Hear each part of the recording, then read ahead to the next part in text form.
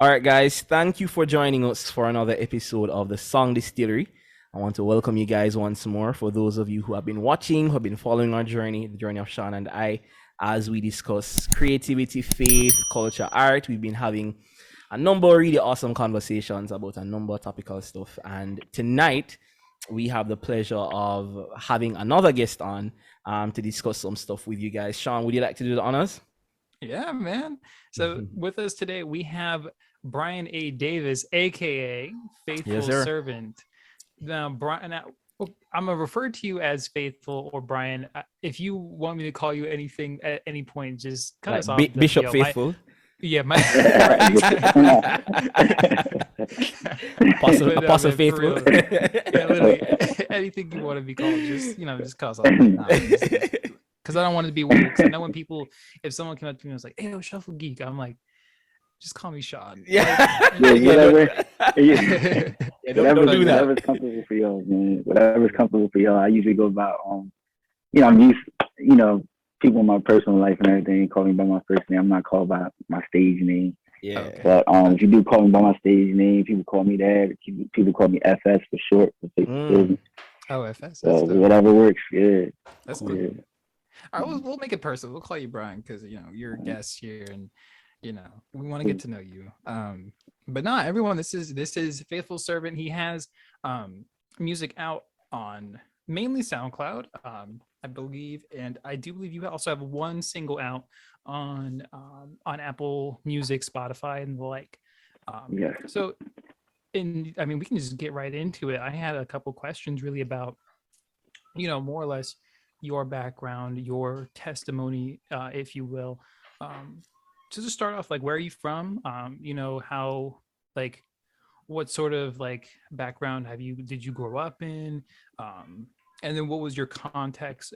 Something that Victor and I talk about a lot. What was your context for your creative endeavors? Like, if it was the church, like, were you involved with music in your church, or did you do something different on the side? Did you even grow up in a church? So if you would care to speak on that. Sure. Once again, thank y'all for having me. I'm really blessed. Honored to be here tonight. So yeah, I'm located in Philadelphia. So I'm live from the 215, Philadelphia, Pennsylvania. That's where I've grown up.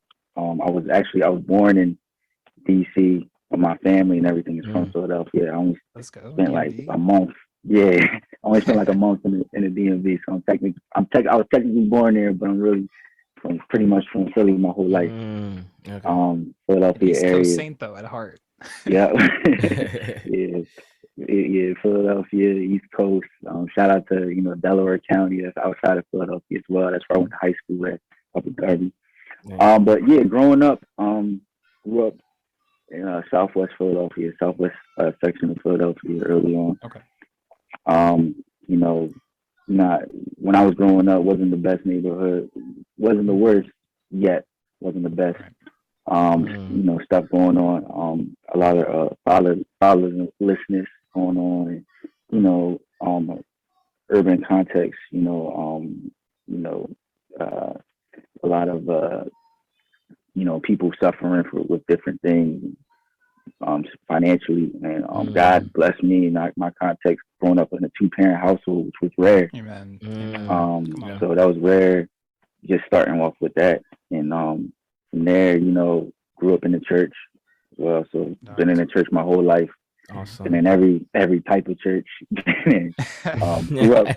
I mainly grew up a Baptist, but I attended all types of churches, non-denominational. Right. My mom's a pastor of a non-denom, so I know what that's like. Okay, yeah. Grew up in that.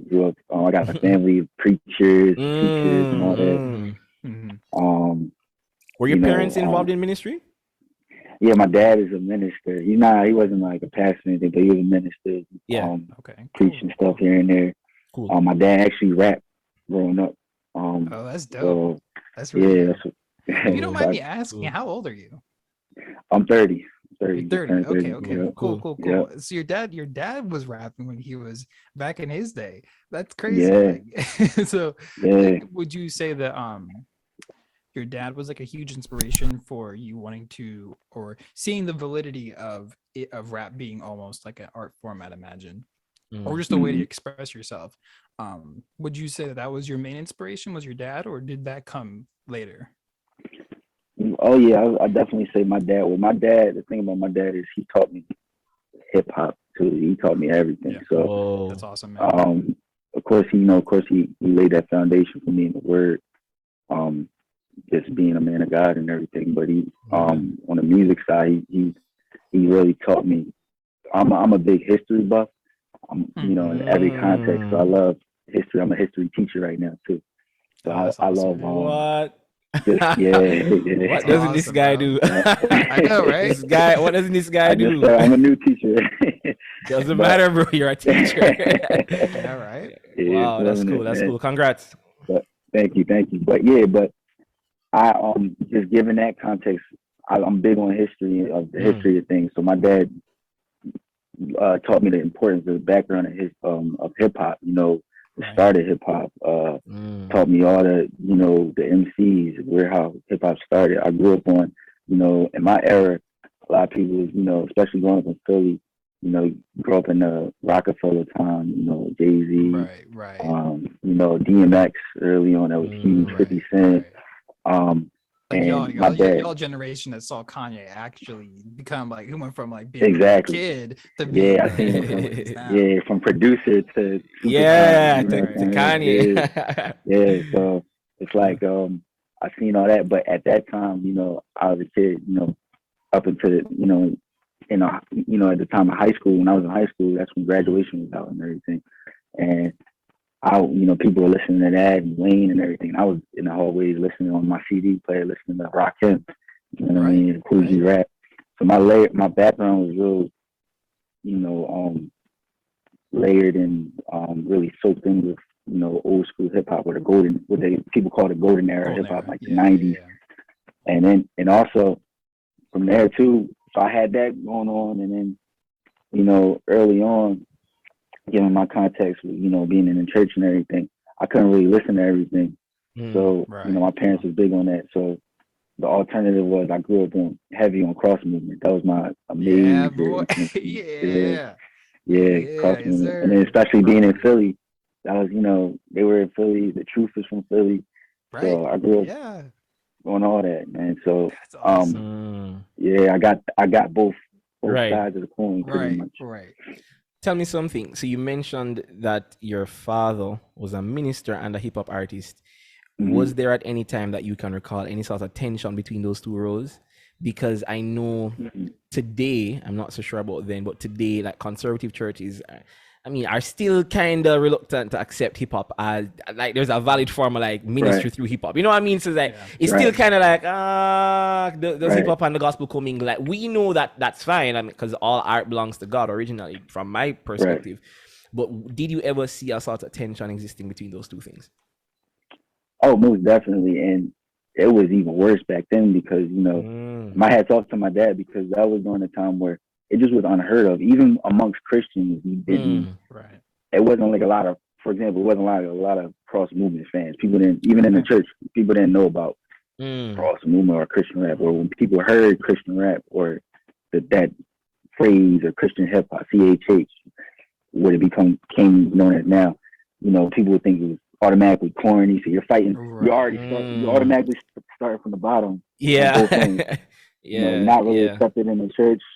And then people think it's corny.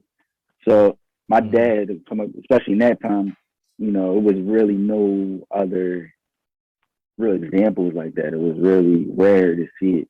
And then you kind of saw this progression over time, with, like I said, with cross movement and Philly during the time too. It was the birth of a lot of different, I think people was following the cross movement model and everything. And the truth was a major influence for a lot of people out here. So you started seeing the truth. You got TY and certain people out here. It gave way where you started seeing a lot of people ministering through rap, and started getting accepted a little bit more, like a lot of youth movements and like youth nights. My dad was doing that. But definitely early on, it today I think it's so much more accepted than it was back then. You know, even though you still dealing with, I agree, with still conservative types in churches and things like that, but back then it was so other, you know what I mean? Where Right. you know, now it's not that unknown thing anymore. Like people know CHH, you know, even though they might not listen to it like that, but they, you know, they know of Lecrae, certain people like that.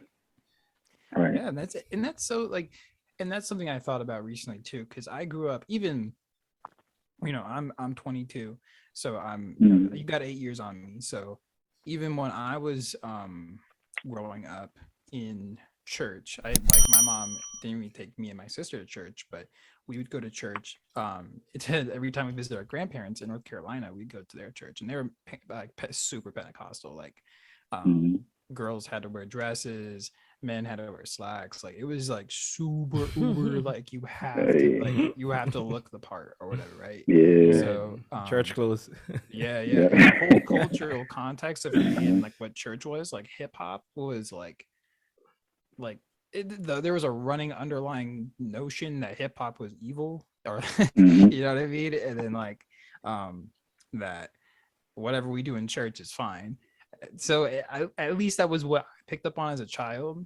I don't know if that's what, you know, the official opinion of the church was at the time, but you know, it's bygones are bygones. I know plenty of people from that church now who you know, I still care about a lot, like almost like family to me, basically. They were at my grandparents' funeral was at the church, and you know, people were consoling us, like all there. So I say all that to say is that even that generational time frame, that I still think now, even though CHH is definitely a more prominent thing, and a lot more people even outside the church know of, you know, Lecrae, Dilly. Like they know about all these guys because they just have a, like, now Christian hip hop has taken into I think we've gotten our branding and our marketing a little bit more on point, and we're reaching people with that form of art, with hip hop, Christian hip hop. But I think that a question that I have for you is, where do you see actually I'm gonna save that question. Remind me later if I forget to ask it. I actually want to ask you, what is your experience in the church like? And meaning, I know for me, when I grew up in the church, I think I think Vic and I have had a similar conversation about this. And Vic had a similar experience to me. But when you grow up in church, at least for me, when, you know, I go to this church, you know, like I said, when I was with my grandparents, and they would talk about Jesus, they talk about a bunch of things, and like, of course, my little brain can't conceptualize everything.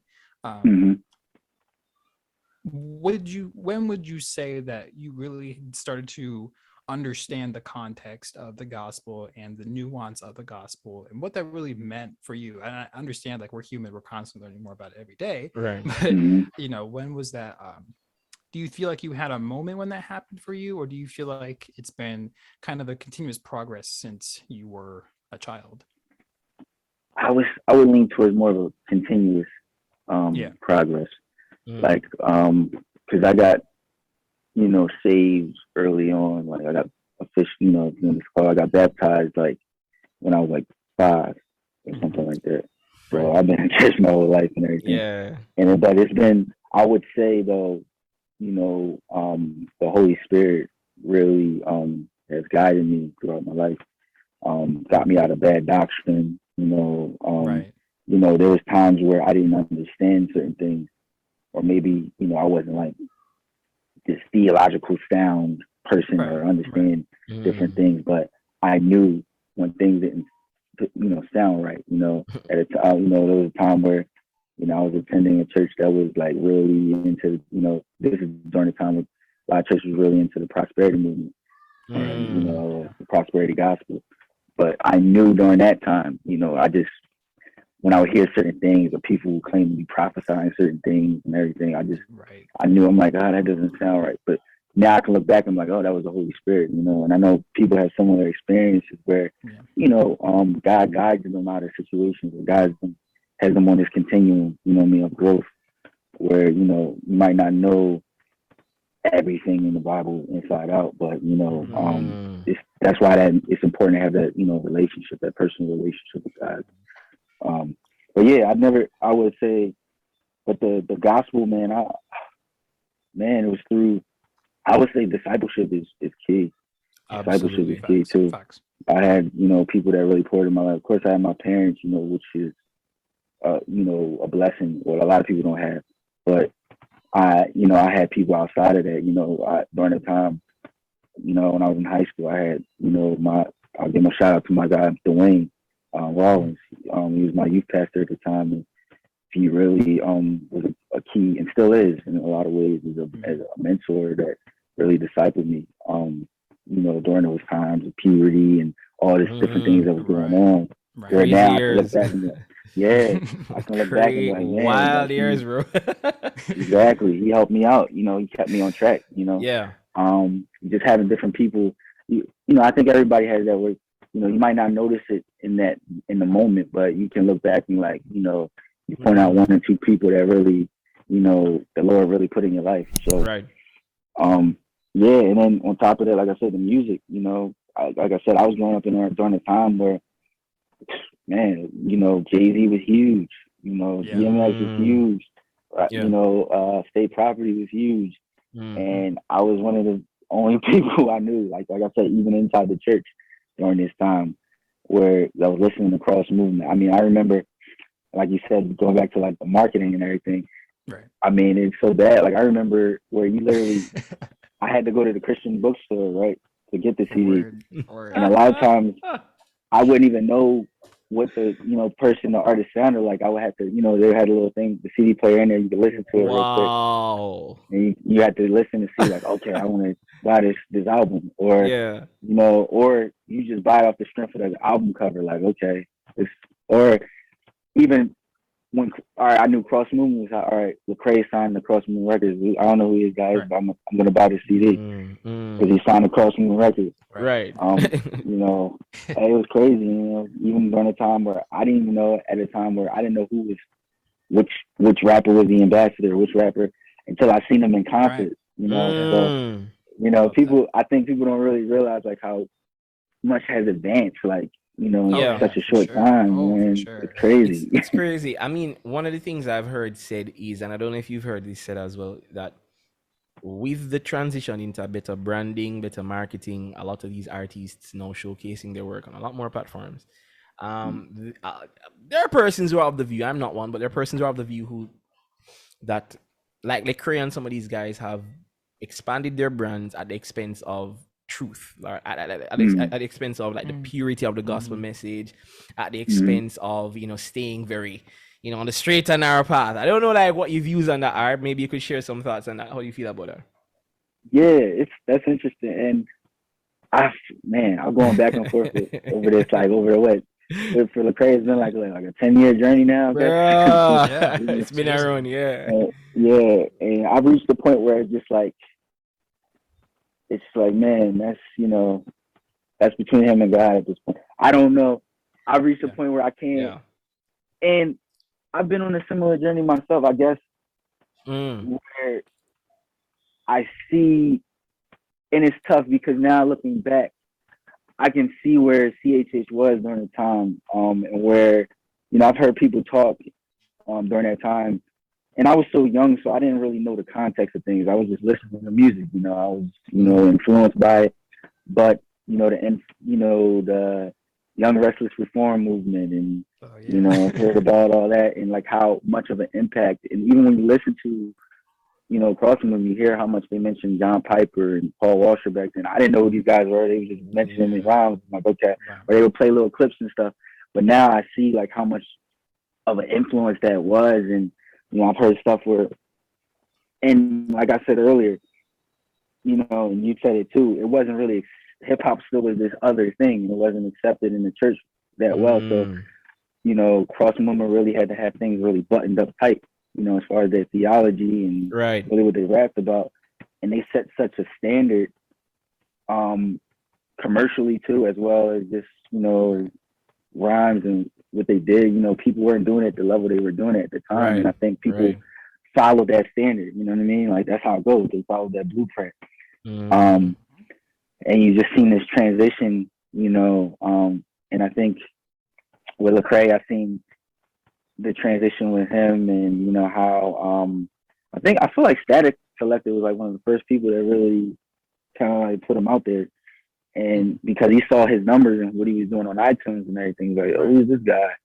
And I think that's when people started catching wind of what was going on, and people start making their transitions. My thing is,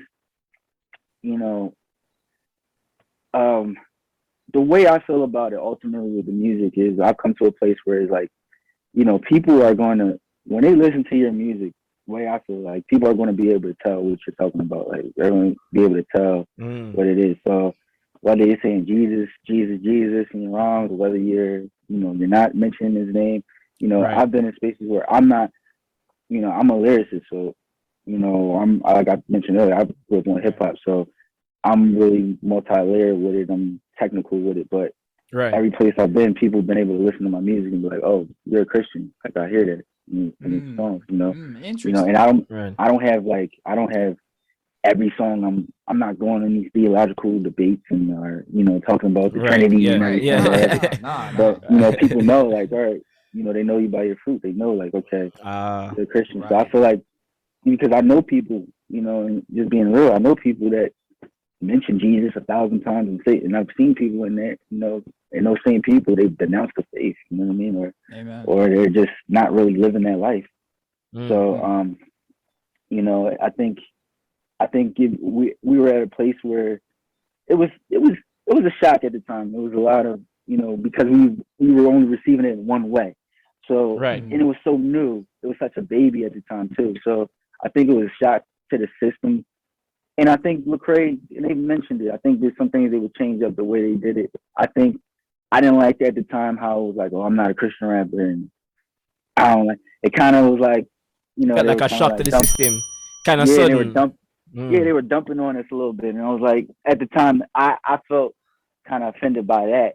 As far as like, come on, man, like, don't dump on the church or don't dump on where I got your album. I know what you were talking about. You know what I mean? And now it's just like, oh, I'm only listening to Tupac growing. I wasn't really. So I think that part of it was corny. You know what I mean? But I can respect it now. Like I respect it from a standpoint of just be true to who you are as an artist. Straight up.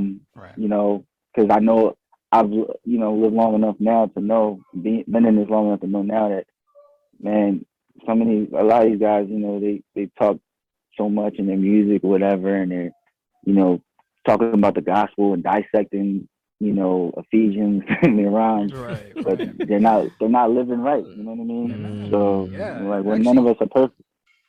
Right. And that's facts. Like what you reminded me of is, I'm sure you heard Stephen the Levite, bro. What your sentiment reminds me a lot of him because he gets really into that and on what's that album, the one that dropped in like around the time when Cross Movement was popping. I think it's like 2004-ish. I forget the name of the album, but it was like he basically calls out that same thing where it's like, you're basically the whole album's like he wrote it in a way that he was writing it like it was just like his dying wish to the church, like saying, this is my letter to you guys.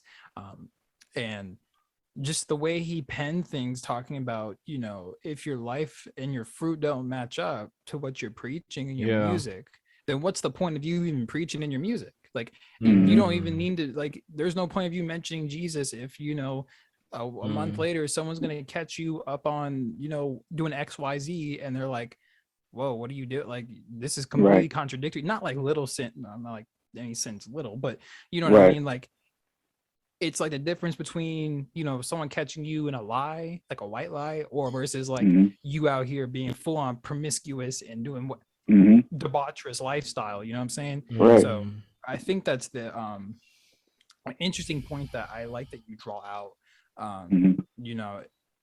If you're gonna be there, people will know you by the fruit that you bear in your music. Like, you don't even have to like something Vic and I were saying last week when we were recording is that it doesn't, you don't have to like explicitly, every Christian artist doesn't have to explicitly release the gospel in Right. every new format.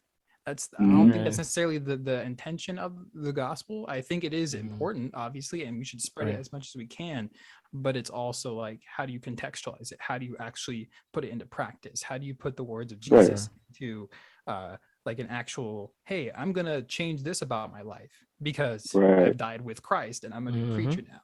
Like there's so much more like to the ball game than just being like, oh, I got saved when I was 7 years Yeah. old. You don't understand. I like And I feel like Yeah. that was what was going on. Like on the other side, like I feel like there was too much of like perfection. I feel like it was too much like not letting us in on what your real struggles are. Yeah. And unfortunately, we seen a couple people fall, and that was a shock to the system during that time, you know.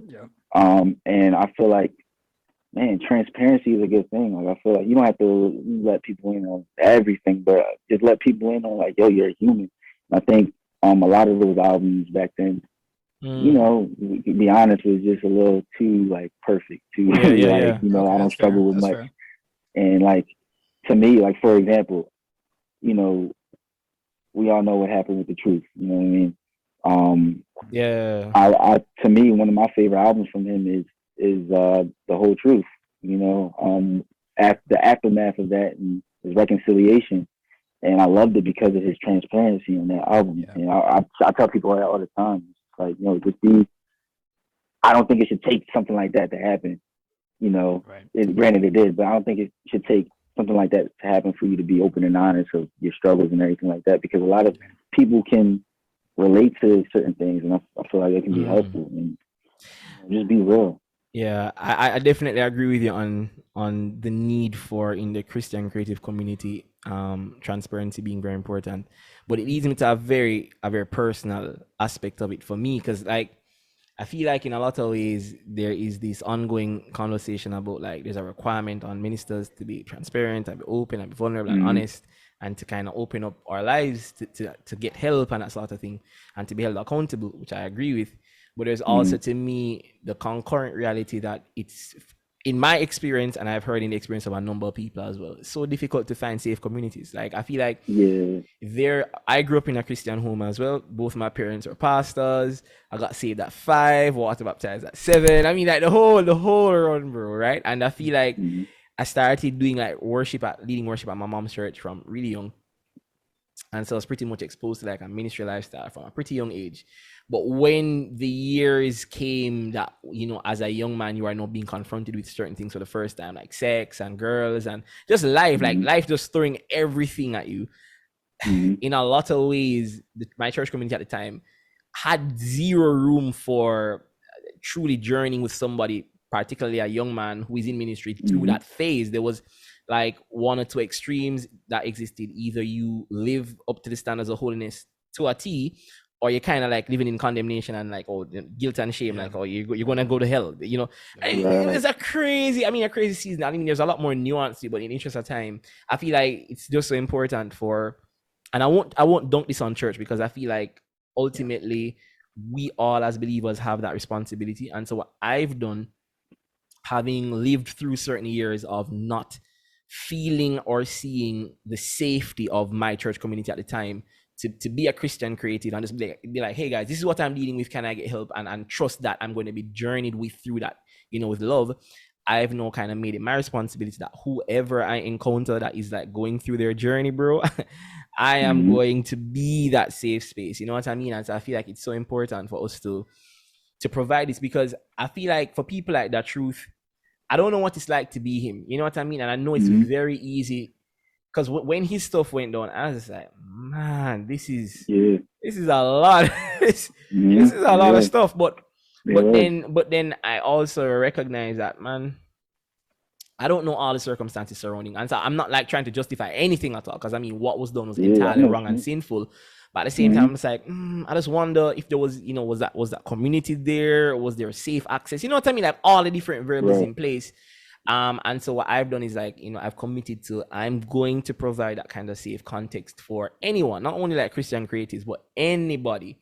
I've had to deal with persons and journey with persons who have dealt with like lots of heavy stuff, drug abuse, lots of stuff. You know what I mean? And I just feel like it's so important for us to provide that safety, because if we don't provide the safety, then we also can't be like, hey, you guys need to be accountable and transparent. It becomes problematic. Right. You know what I mean? So I see what you're saying. Yeah, I agree with that. So tell me something. Go ahead, Sean. I was gonna say like I was just Mhm. like a last comment sort of thing, but like Mhm. it does become like almost an indictment on the people who weren't there to have that support. Like you were saying, like it's like, if no one's there, and not like to say like other people are responsible for your sinful behavior, but like right. But to what degree does the church play a role in that? Where it's like, if this were set up in place, like having that sort of like that community to bring you in, no matter what's happening in your life, like how could that have changed your trajectory? But that's all I really had to say.